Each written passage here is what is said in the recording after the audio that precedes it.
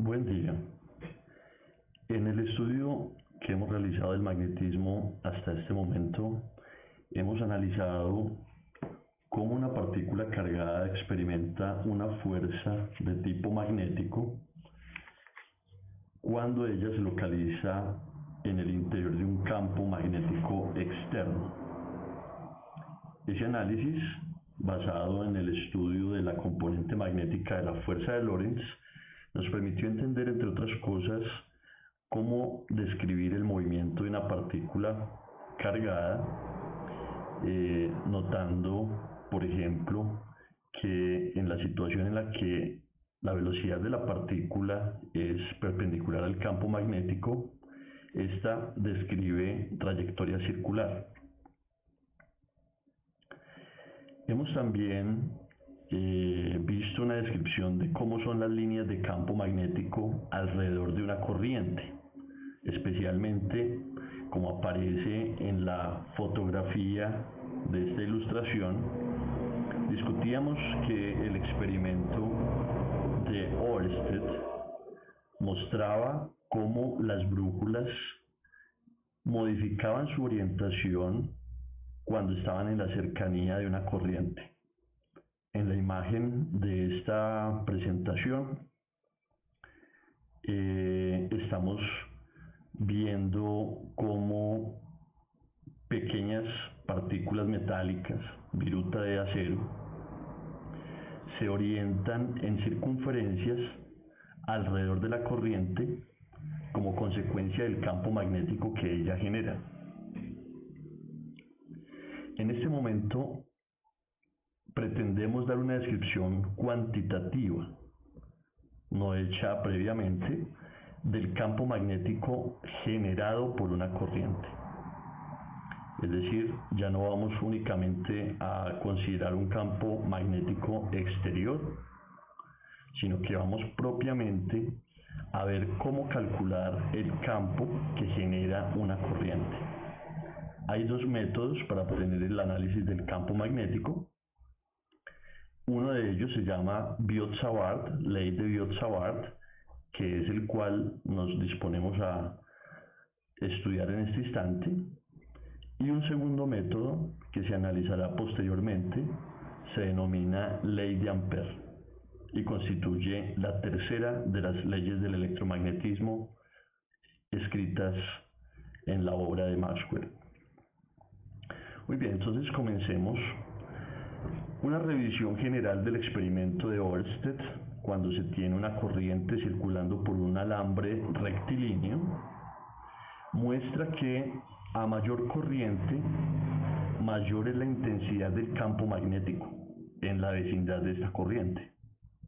Esto puede ser medido si tenemos equipos de medición del campo magnético, o simplemente podemos entender esa variación de la magnitud del campo conforme acercamos una brújula al sector donde se encuentra el alambre.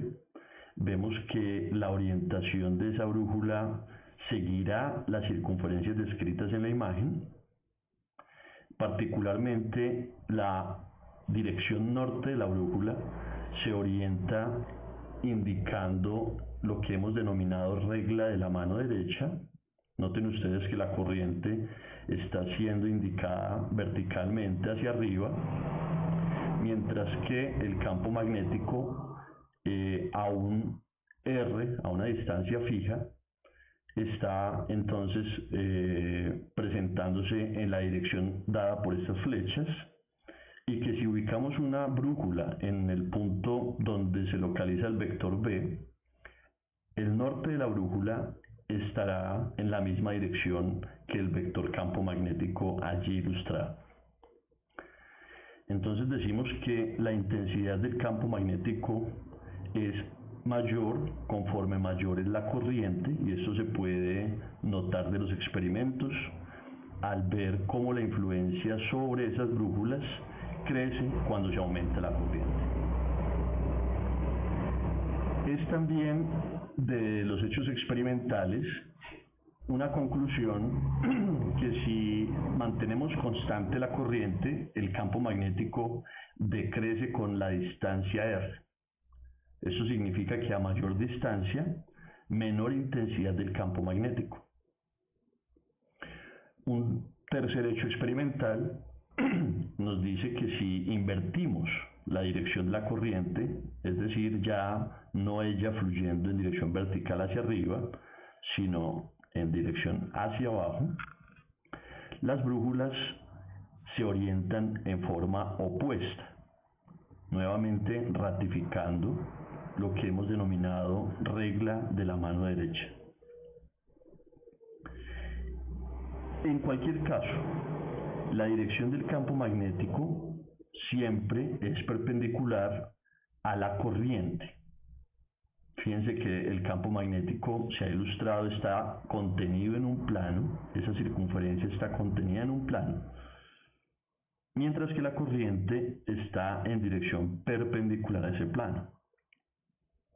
Consecuentemente, el campo magnético es perpendicular a la velocidad de las partículas cargadas que definen a esta corriente.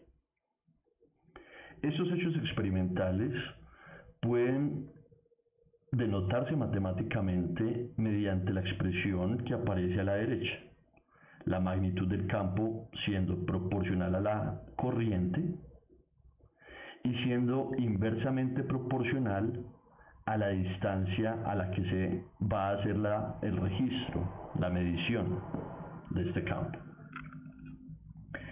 Propiamente podría ser cualquier otra potencia, tal vez no 1, ¿cierto? No r elevado a la 1 en ese denominador, podría ser r a la 2, r a la 3, otra cosa diferente.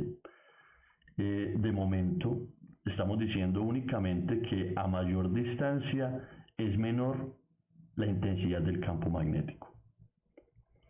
También en este cuadro se ha indicado que la dirección, denotada en este caso como B con el acento triangular para indicar dirección del vector campo magnético, es perpendicular a la corriente, a la dirección de la corriente, y consecuentemente perpendicular a la velocidad de las partículas que definen esta corriente.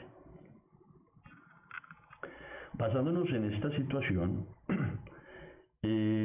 pretendemos entender cuál es la manera más apropiada para definir el campo magnético que se genera debido a una corriente, no necesariamente rectilínea, sino en general cualquier corriente en un alambre que estamos considerando unidimensional.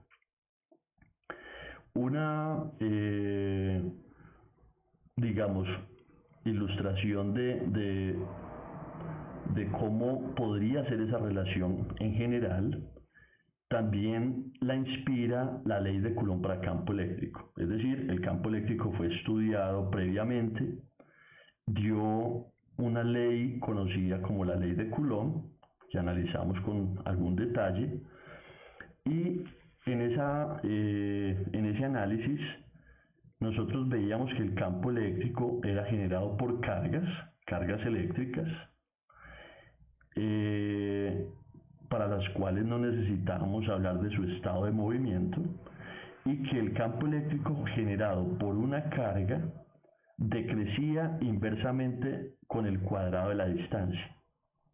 Además, que el campo eléctrico era proporcional a la cantidad de carga, es decir, a Q. Esto nos debe dar una idea de cómo definir el campo magnético también.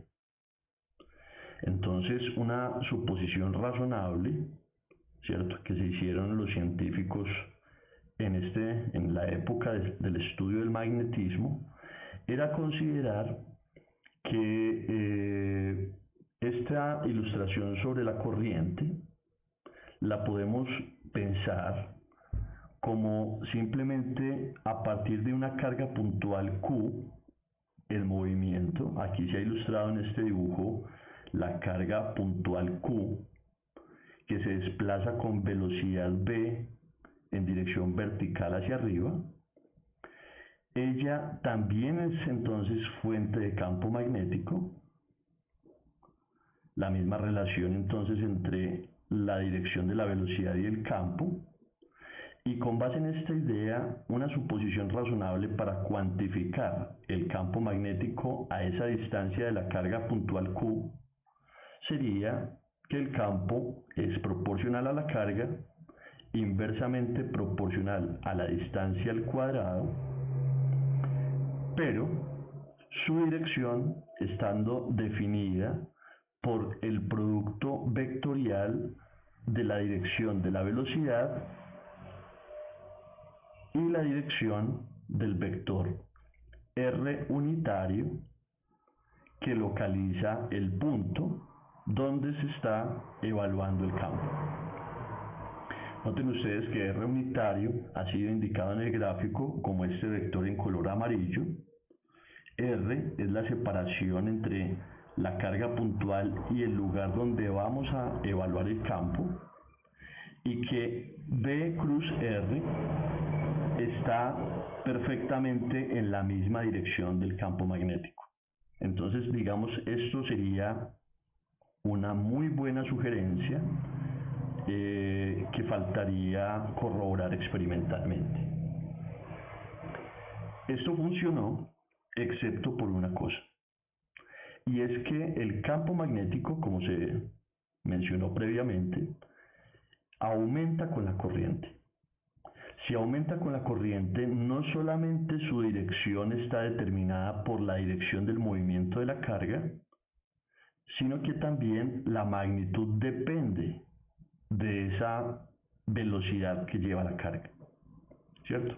Siendo la velocidad lo que define la corriente, entonces la dependencia del campo magnético que crezca directamente proporcional a la corriente implica también una dependencia en su magnitud con la velocidad. Esto entonces se concluyó que para estar de acuerdo con todas las experiencias previas, el campo magnético podía ser descrito como una constante K, que hemos aquí diferenciado como K sub B para no confundir con constante de Coulomb, pero que tiene la misma, digamos, su funcionamiento aquí es exactamente el de proveer las unidades correctas y en el sistema internacional corresponder con los experimentos, una constante, ¿cierto?, de proporcionalidad multiplicada por la carga, multiplicada por el producto vectorial de la velocidad y el vector unitario r, y esto dividido entre la distancia que separa a la carga y al punto donde se evalúa el campo, esa distancia al cuadrado. La constante de proporcionalidad K sub B, cuando se determina experimentalmente y usando unidades del sistema internacional, resulta ser 10 a la menos 7 teslas por metro sobre amperio. Esa constante, similar, repito, a lo que significaba para nosotros la constante de Coulomb, suele también escribirse por razones históricas como μ sub 0 sobre 4pi, donde μ sub 0, como se indica en la parte inferior, fue identificado como la permeabilidad magnética del vacío. En términos de esta nueva notación, entonces, el campo magnético descrito por una carga Q puntual que tiene velocidad v, evaluado en el punto R del espacio, está dado entonces por la expresión número 1 que aparece encerrada en el cuadro de color amarillo. Entonces, repito, la constante denotada como μ sub 0 sobre 4pi, esto proporcional a Q, inversamente proporcional al cuadrado de la distancia, pero noten ustedes la presencia del vector velocidad no solo como dirección, sino también expresando el hecho de que a mayor velocidad, mayor es el campo magnético que genere la misma carga Q en el mismo punto del espacio. El resultado lo conocemos entonces con el nombre de ley de Biot-Savart para una carga puntual. Muy bien, este resultado queremos generalizarlo para poder entender entonces cómo caracterizar el campo debido a una corriente. Hemos hablado de cómo él debería ser y a partir de esto dedujimos o analizamos, digamos, un resultado con base experimental, analizado, digamos, la consistencia de la ecuación número 1. Esta ecuación 1 tiene en todo caso una característica que requiere un poco de análisis y para la cual hablaremos entonces de cómo generalizar esta expresión número 1. La razón es la siguiente. Noten ustedes que, en primer lugar, el vector posición, de donde se va a evaluar el campo magnético, está centrado en la carga que a su vez está en movimiento. Esto de entrada conduce a cierta arbitrariedad en la definición del sistema inercial. Suponga, por ejemplo, que la carga estuviese acelerada.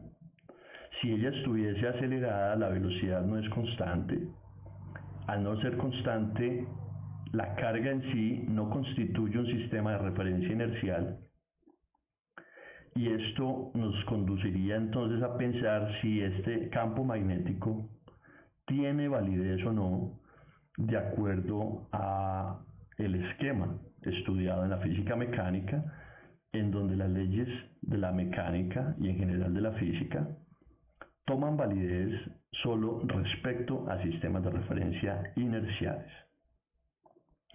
Entonces, notemos esa situación a partir de esa expresión. Otra cosa que también vemos en la descripción de la ecuación número 1 es que si bien el punto donde estamos evaluando el campo está siendo ubicado con referencia a la carga, es decir, piense usted en un origen de coordenadas centrado en la carga, respecto a ese origen de coordenadas usted no puede definir el vector velocidad.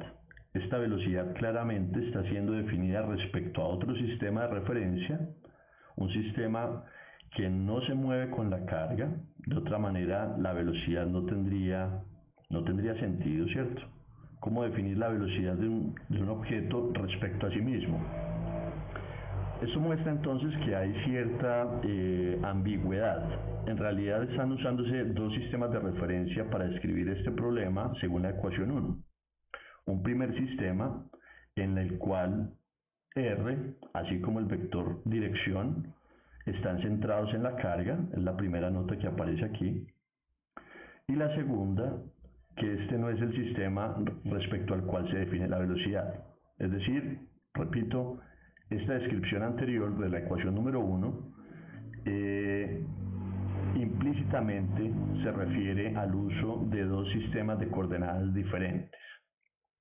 Para evitar esa ambigüedad, para poder definir la ley de Biot-Savart en unas coordenadas que tengan un origen arbitrario, no centrado en las cargas, entonces planteamos este esquema, pero el resultado es exactamente equivalente a la ecuación 1. Simplemente es una generalización que nos permite emplear esto sin ambigüedades. Entonces vamos a ver. Tenemos un sistema de referencia inercial con origen en O. Respecto al sistema de referencia inercial, la carga Q está siendo ubicada con el vector R'. El punto de observación lo estamos ubicando con el vector R. El vector unitario que previamente habíamos utilizado para describir la ecuación número 1, aquí se ha modificado su notación, hemos ubicado una tilde inferior para no confundirlos con las R y R' que estamos empleando en este modelo. La distancia también se ha propuesto entonces como R con esa tilde inferior. Y ahora este sistema de coordenadas es completamente legítimo para describir tanto el movimiento de la carga puntual Q como la ubicación del punto donde vamos a calcular el campo magnético. Entonces, ¿cómo pasar de un sistema en el que la ecuación 1 es válido a uno en el que estamos usando el sistema de coordenadas centrado en O? Simple. Reescribimos la ecuación denominada ley de Biot-Savart, que es la ecuación 1, empleando esta notación de tilde inferior. Pero ahora noten ustedes que el vector R unitario se puede definir claramente como el vector unitario obtenido del vector R menos R'. Es decir, yo puedo definir un vector R tilde que será R menos R', cuyo vector unitario se consigue únicamente al dividir R menos R' en su magnitud, y donde R tilde al cuadrado, es decir, la magnitud de este objeto al cuadrado, es el valor absoluto o la magnitud de R menos R' a la 2. Teniendo presente esto, el término que aparece en la ecuación número 1, ley de Biot-Savart, en las coordenadas previamente analizadas, indicaba la presencia de R unitario dividido de R al cuadrado, que reescribimos entonces como el vector R menos R' sobre la magnitud elevada a la 3. Esta potencia de 3, similar a lo que se estudió en campo eléctrico, proviene del hecho de que aquí hay un cuadrado, pero en la definición del vector unitario aparece una magnitud extra que cuando hacemos este cálculo nos da elevado a la 3. Entonces, la ecuación 1, en este sistema de coordenadas más generales, nos permite ser reescrita como la ecuación 2, la cual voy a leer a continuación. El campo magnético en el punto R del espacio, note usted por favor el dibujo, en el punto R del espacio, ubicado de acuerdo a mi sistema de coordenadas, está dado por mu sub 0 sobre 4pi, el producto de la carga puntual, estamos analizando Biot-Savart para carga puntual, la velocidad de la carga puntual, que ahora es unívocamente definida por el observador O, producto vectorial R menos R' sobre la magnitud de R menos R' a la 3. Esta es, la llamaremos forma generalizada de la ley de Biot-Savart para la carga puntual. Un comentario final sobre la notación, muy importante a la hora de aplicar la expresión 2 o las consecuencias de esta expresión.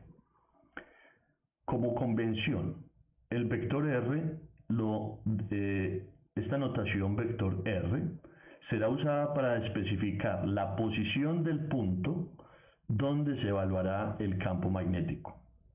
Ese punto, obviamente, respecto a nuestro origen de coordenadas. R', vector posición de la carga Q, en este caso, en un instante arbitrario, porque la carga está en movimiento, respecto al origen de coordenadas. Note que si R' es la posición de la carga puntual, su derivada temporal claramente es la velocidad. Muy bien. El análisis que hemos realizado hasta este momento ya puede ser aplicado a problemas. Podemos calcular el campo magnético generado, por ejemplo, por un protón a una cierta distancia del protón y cómo sería visto para un observador que esté en reposo viendo moverse a ese protón. Sin embargo, las verdaderas aplicaciones, ¿cierto? El interés más especial radica en las corrientes. Fue allí donde partimos, ¿cierto? Estamos interesados en entender más que el campo magnético producido por el movimiento de una carga, quisiéramos entender con mayor precisión el campo magnético generado por una corriente. Para tal fin, entonces, utilizaremos nuestro resultado ecuación 2, forma generalizada de la ley de Biot-Savart, para generalizarlo y encontrar el campo debido a una corriente. Entonces, permítanme, vamos a revisar ese proceso. Muy bien. ¿Cómo hacemos esta siguiente generalización? Este es el esquema que ya hemos estudiado. Este es el resultado que denominamos ecuación 2. Y lo que vamos a considerar ahora es que la carga puntual Q será reemplazada por un diferencial de carga. Que ese diferencial de carga hace parte de una colección de diferenciales de carga distribuidos a lo largo de este conductor, que sería la representación de un alambre, en donde la corriente, digamos, tiene una relación directa con la velocidad de estas partículas. O sea, aquí hemos denotado es la corriente, y en donde este diferencial de carga, en el punto R del espacio, genera un campo magnético, pero no va a ser el campo total, va a ser, digamos, generará una contribución que luego necesitaremos sumar para las contribuciones de cada uno de los diferenciales de carga en movimiento a lo largo del alambre. En este sentido, el diferencial de carga dQ, debido a su movimiento en la dirección de la corriente, produce en este punto un campo magnético que no es todo B, sino se trata de un diferencial de campo magnético. La intención, repito, es que una vez obtenida la expresión para ese diferencial, sumaremos, lo cual significa una integral, sumaremos las contribuciones de cada uno de los diferenciales que aparecen a lo largo de esta corriente. Muy bien, entonces vamos a ver cómo sería esa transcripción. Notemos que se trata de algo muy literal. La constante, la carga Q, se reemplazó por un diferencial de carga de Q. La velocidad continúa siendo la velocidad y todo lo demás queda exactamente igual. Ok, muy bien. Lo siguiente, para que esto quede en términos de la corriente, que es el parámetro verdaderamente medible, ¿cierto?, por un instrumento, cuánta corriente hay en un alambre, debemos tener presente, como ya fue analizado previamente al estudiar el problema de la interacción entre una corriente y un campo magnético exterior. Entonces, de la misma manera, recuerden que la definición de corriente es la derivada de la carga respecto al tiempo. Esta es la definición de corriente. Recuerden también que esta es una cantidad escalar, ¿cierto? Y la velocidad descrita en términos de nuestras coordenadas, la velocidad de este diferencial de carga es la derivada de R' respecto al tiempo. Nosotros queremos saber a qué equivale dQ por velocidad. Usando estos parámetros, estas definiciones, encontramos entonces que dQ por velocidad equivale a corriente multiplicado por el diferencial de R'. De R', permítanme, voy a modificar aquí, quería darle un poco más de espacio aquí. ¿Listo? De R'. Muy bien. Entonces, reemplazando este objeto que aparece en el numerador por el equivalente I de R', nuestra expresión quedó perfecta y ahora podemos integrar desde el punto inicial del alambre, dado por RA, digamos esto, un punto genérico que define el inicio de nuestra corriente, hasta el punto final del alambre, Note que está en coordenadas primadas porque hemos utilizado el vector R' para distinguir la posición de los diferenciales de carga. Entonces vamos a sumar desde el inicio hasta el final los diferenciales de campo magnético. Esta ecuación 3, que repito es una generalización de la ecuación 2, recibe el nombre de ley de Biot-Savart para el cálculo del campo magnético generado por una corriente. No importa la geometría que tenga esta corriente, sin embargo, sí estamos asumiendo que se trata de una corriente unidimensional que se mueve a lo largo de un alambre. El alambre puede ser recto, el alambre puede ser en la forma de un cuadrado, puede ser en la forma de una circunferencia, ¿cierto? Podrá tener cualquier geometría. Esta ecuación 3 nos permitirá encontrar para el punto R del espacio cuál es el campo magnético generado por un sistema de una corriente circulando por un alambre unidimensional para el cual R' es la posición de cualquier diferencial de carga. Para la mayoría de las aplicaciones de la ley de Biot-Savart, esta ecuación 3, es común que tengamos situaciones en que la corriente es constante. De manera general la hemos escrito, ¿cierto?, como un elemento en el interior del integrando, pero para la mayoría de aplicaciones resulta que la corriente es una constante, lo cual nos permite sacarla de la integral. Pero esto se analizará en cada caso. Entonces recuerden, la ecuación de interés llamada ley de Biot-Savart y para el cálculo de campo magnético de una corriente es dada por esta expresión que tenemos aquí, ecuación 3. Muy bien. Repito el comentario sobre la notación. R en esta ecuación, ¿qué significa? El vector posición del punto en donde se evaluará el campo magnético. Eso es lo más importante, ¿cierto? ¿Dónde lo vas a calcular? Eso es R. R', el punto arbitral que desde el origen de coordenadas señala a un diferencial de carga. Vector posición de un diferencial de carga. Lo cual significa que de R' de t, la derivada temporal de R' es la velocidad de esos diferenciales de carga y está asociado entonces con la corriente.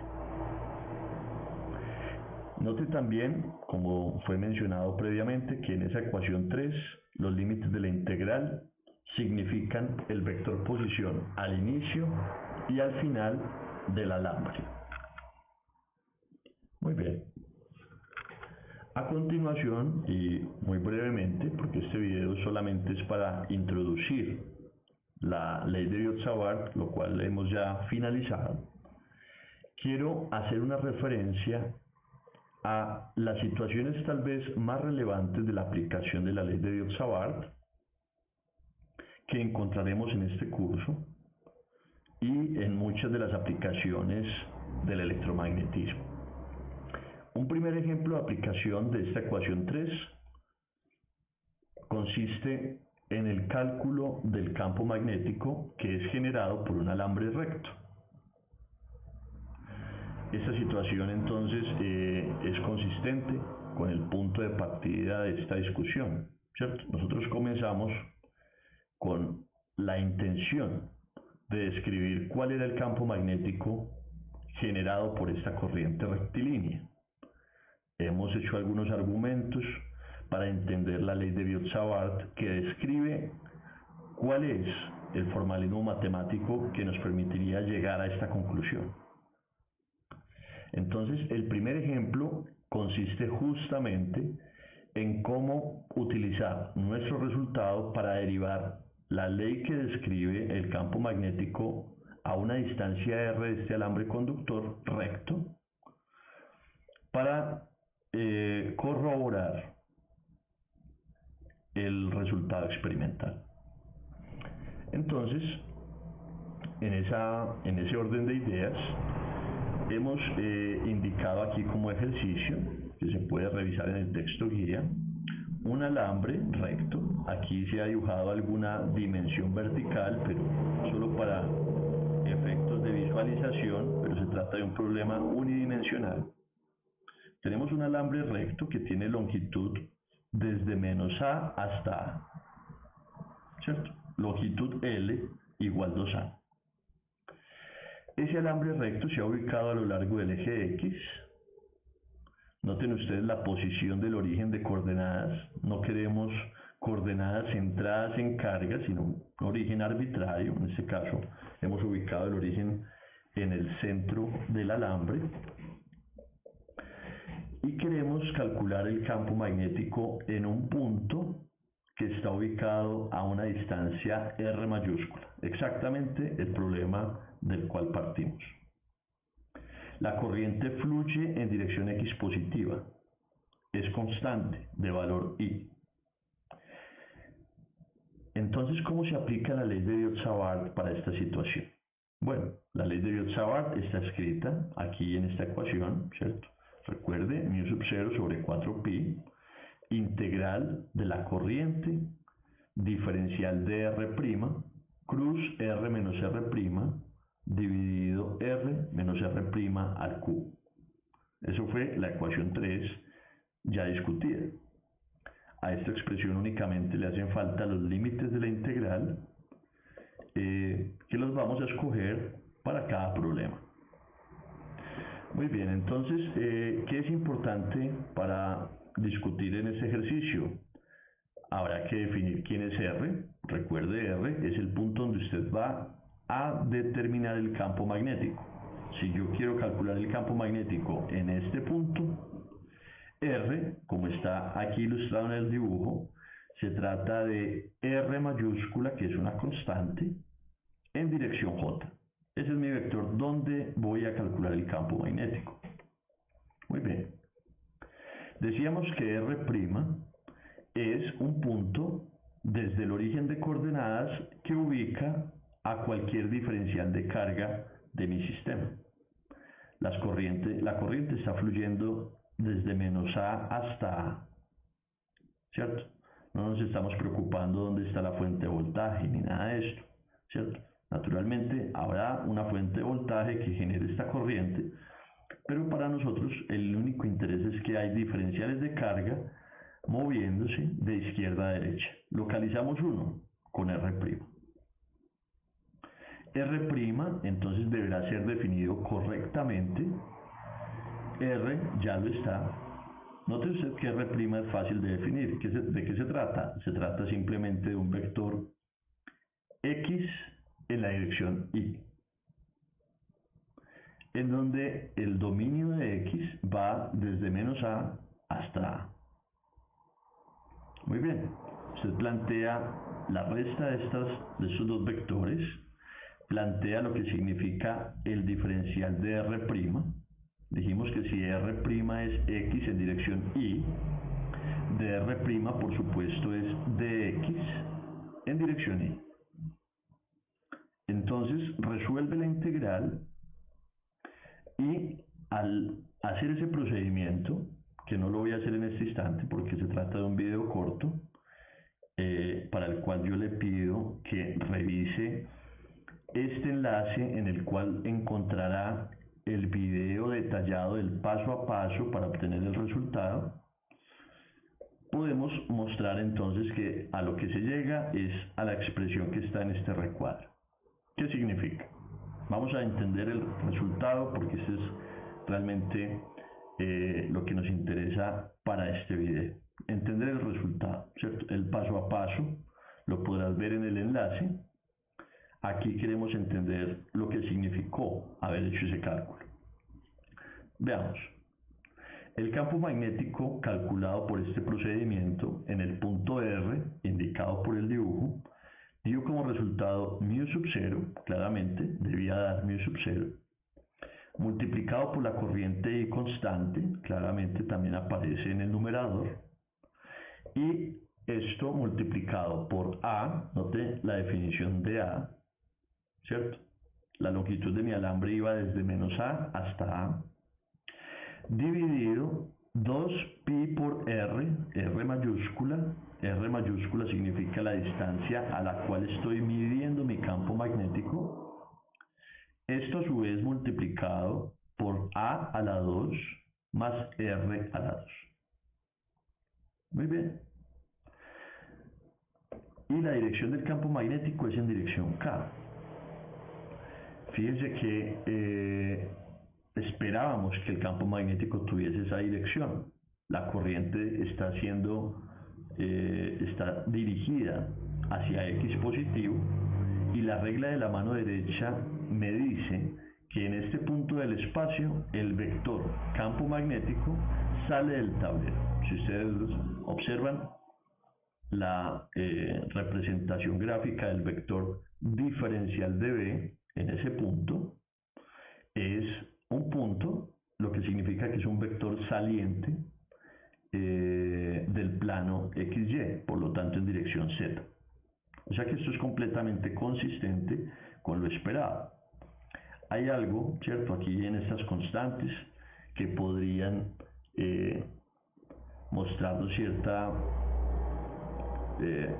digamos, no es un resultado tan sencillo, ¿cierto?, tan simple, pero es lo que se obtiene.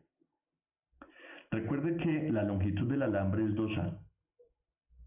En el enlace que estoy haciendo referencia, el resultado se presenta no en términos de A, sino en términos de L. Cuando hacemos esa sustitución para que puedas comparar, entonces este resultado, al reemplazar A por L medios, se reduce a esto. Y puedes ver entonces que el campo magnético es directamente proporcional a la corriente, es proporcional a la longitud del alambre, es inversamente proporcional a la distancia a la que vamos a medir el campo magnético, pero hay este factor extra que debemos considerar. Resulta que para una mayor comodidad de este resultado y porque también se obtiene la misma conclusión cuando empleamos la ley de Ampère, se plantea un límite en el que el resultado se vuelve más fácil de recordar y más simple de aplicar. Considera un valor de R, es decir, la distancia donde vamos a medir el campo magnético, que sea pequeña comparada con A. Si prefieres, un valor de R que sea pequeño comparado con la longitud del alambre. Las sentencias son equivalentes, ¿cierto? Si R es muy pequeño comparado con A y A es la mitad de L, claramente R a su vez es muy pequeño comparado con la longitud del alambre. Es más fácil pensar en esta segunda opción. Piensa en un punto en donde quieres calcular el campo magnético, pero que no esté muy alejado del alambre cuando esa distancia es comparada con la misma longitud del alambre. En ese límite hablamos de puntos muy cercanos al alambre o longitud de alambre muy grande, o simplemente, como la literatura sugiere, la aproximación de un alambre infinito. Cuando eso sucede, este denominador que aparece en la expresión que hemos obtenido mediante la aplicación directa de Biot-Savart, este denominador se reduce y la expresión completa se simplifica a esta cantidad. El campo magnético, bajo esa aproximación, en la cercanía de un alambre, es μ sub 0 multiplicado por la corriente dividido 2pi por R. 2pi por R.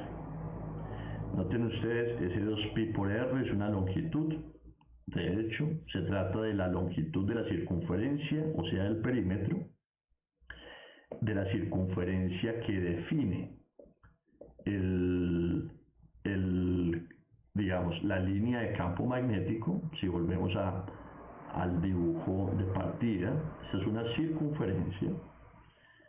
Si tiene radio R, su longitud es 2pi por R.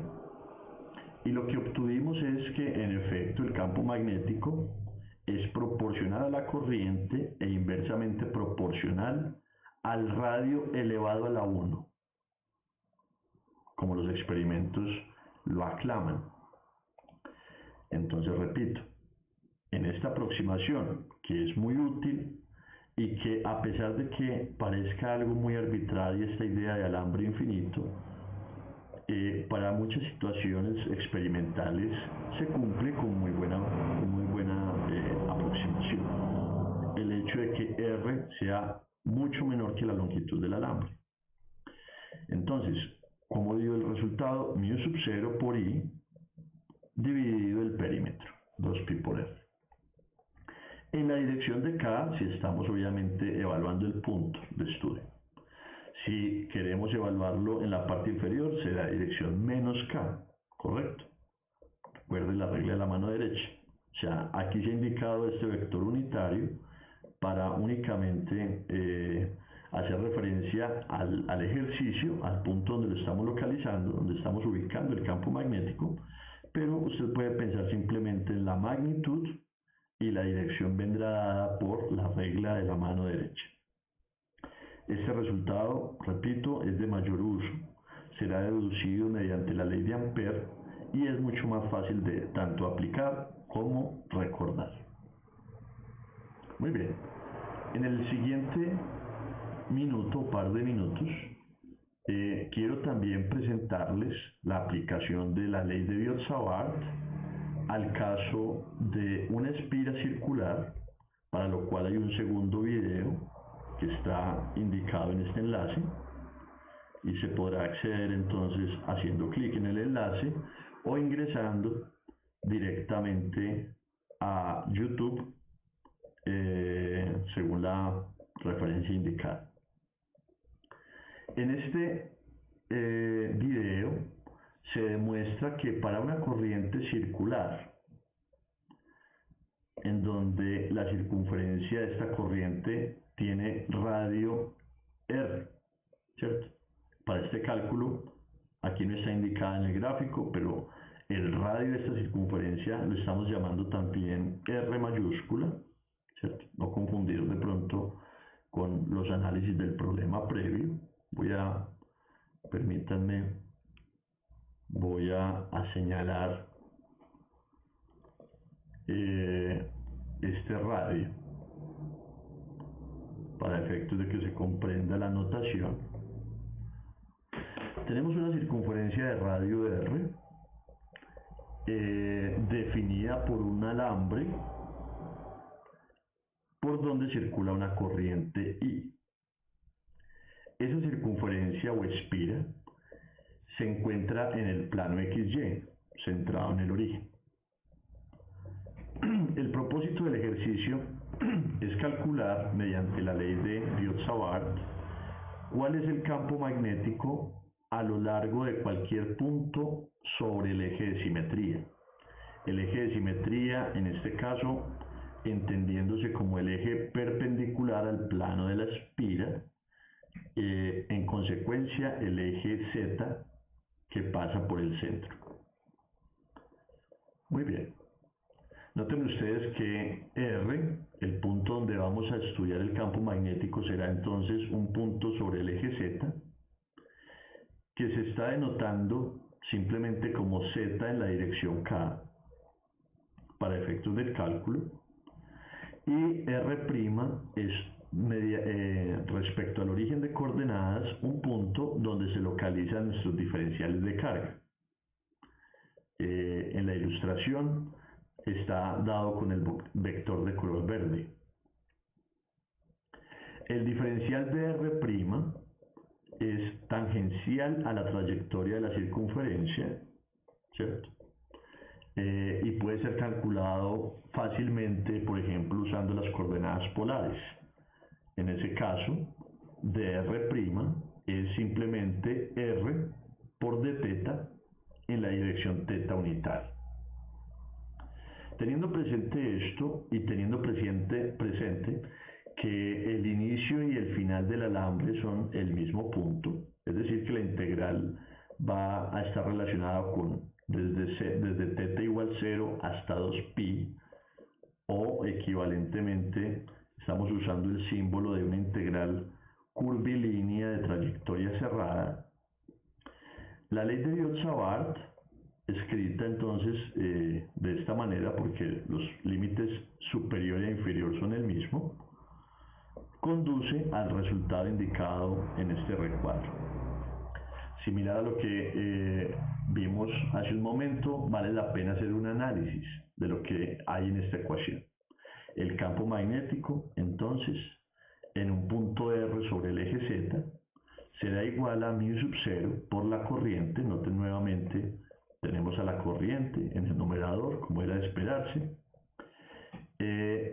multiplicado por el radio de la circunferencia al cuadrado, dividido 2 veces el valor de z al cuadrado más r al cuadrado, y esto a la 3 medios. También, en este caso, en la dirección K, indicando entonces que el campo magnético, cuando hacemos el estudio, se trata de un vector que en el punto Z está con esta dirección. Muy bien. Válido para cualquier valor de Z, tanto zetas positivos como zetas negativos. Campo magnético sobre el eje Z, eje de simetría, de una espira circular de radio R que porta corriente. Cuando este análisis se hace un poco más general, como ustedes lo podrán ver en el video, es posible concluir que no solamente podemos conocer el campo a lo largo del eje Z, es lo que está indicado también en este gráfico, a lo largo del eje Z, tanto en el origen de coordenadas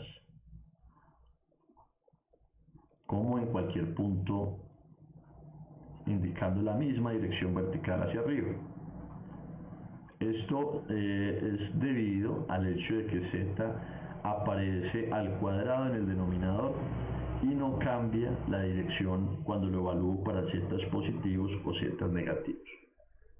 Pero si se evalúa en puntos diferentes, noten ustedes la simetría de estas líneas de campo magnético, cómo se van curvando, y es completamente consistente cuando pensamos entonces el análisis de cómo sería el campo debido a una corriente en este punto.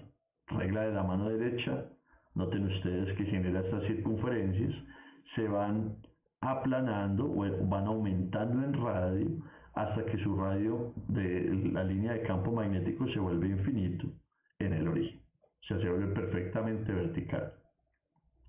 Este resultado solamente es válido entonces a lo largo del eje Z, pero la ilustración nos da una idea de cómo extender este análisis a otros puntos del espacio para el mismo sistema. Experimentalmente se evidencia esto, que es completamente consistente con el análisis matemático y tiene la forma de un dipolo magnético, es decir, un imán, ¿cierto? Un imán tiene en sí mismo una estructura de líneas de campo muy similar. En otras palabras, un imán natural puede ser modelado como una espira de corriente. Matemáticamente, los dos sistemas son equivalentes. Muy bien. En z igual a 0, el resultado dado por la ecuación en rojo se reduce a esta expresión, cuya diferencia comparado con el ejercicio previo del alambre infinito es únicamente la no existencia de este número pi. Aquí aparece μ sub 0i sobre 2pi por r, donde decíamos que 2pi por r es el perímetro de la circunferencia. ¿De qué circunferencia? La descrita por la línea de campo. Acá es solamente 2r, no aparece el número pi. Pero por lo demás es una estructura muy similar que nos muestra que inclusive en esta situación de la bobina circular, el campo es proporcional a la corriente, decae inversamente con la distancia al punto de observación, pero ahora el denominador en este caso es 2R siendo el diámetro de la circunferencia. Muy bien. Finalmente, un tercer video que pueden consultar aquí en este enlace nos muestra cómo el resultado de una espira de corriente circular puede extenderse para comprender el campo magnético de un sistema de múltiples espiras. Aquí tenemos una bobina que tiene muchas espiras, pero especialmente cuando no tenemos una sola bobina, sino dos, y cuando el campo magnético, debido a las dos bobinas, quiere ser calculado en el punto central de simetría de este sistema. Exactamente, si hacemos un corte en dos dimensiones de este problema, tendríamos la imagen a la derecha, tendríamos la bobina 1, la bobina 2, el punto central de la simetría del sistema, el punto que está a la misma distancia, ¿cierto? Está equidistante a cada una de las bobinas. Este diseño, denominado las bobinas de Helmholtz, garantiza además, o digamos, está basado, ¿cierto?, en el diseño, en que este punto, digamos que podría ser arbitrario si yo muevo la bobina de la derecha un poco más, ¿cierto? Simplemente estaremos pensando en el punto central, pero el diseño en realidad está restringido a que la distancia entre las bobinas sea exactamente un radio. O sea que si este es el radio de la bobina, la distancia que hay entre esta y la siguiente es exactamente un radio. Y estamos interesados en el cálculo del campo magnético a la mitad de ese radio. Si hacemos ese análisis, las líneas de campo, noten ustedes cómo ingresan por la bobina de la derecha, se aplanan aquí un poco y salen por la bobina de la izquierda, de manera que en el centro del campo es bastante uniforme. El cálculo de este campo magnético usando Biot-Savart, y como puede mostrarse en el video, conduce a esta expresión que hemos usado en el laboratorio con frecuencia y para la cual se encuentra una justificación de este número 0.715, que en realidad es la escritura aproximada de una cantidad que queda escrita de forma más generalizada en términos de una potencia fraccionaria, pero que pueden ver y entender a partir del video de referencia. En esta expresión, n es el número de espiras de cada bobina, r es el radio de cada bobina, e I, la corriente que circula por cada una de las bobinas. La parte importante del ejercicio es entender que nuevamente el campo magnético es una constante proporcional a la corriente, inversamente proporcional a una longitud, ¿cierto? Eso va a ser general para todas las situaciones. En este caso la longitud es la longitud R, ¿cierto? Un radio, pero acompañado con este factor. Y en el caso de múltiples espiras, pues es natural también que ese campo dependa directamente proporcional del número de espiras. Ok. Muy bien, muchachos, eso era lo que quería compartir en este video. Espero que puedan seguir de esta manera entonces los enlaces. Agradezco mucho su atención y nos encontraremos posteriormente para aplicar esto con números, ¿cierto?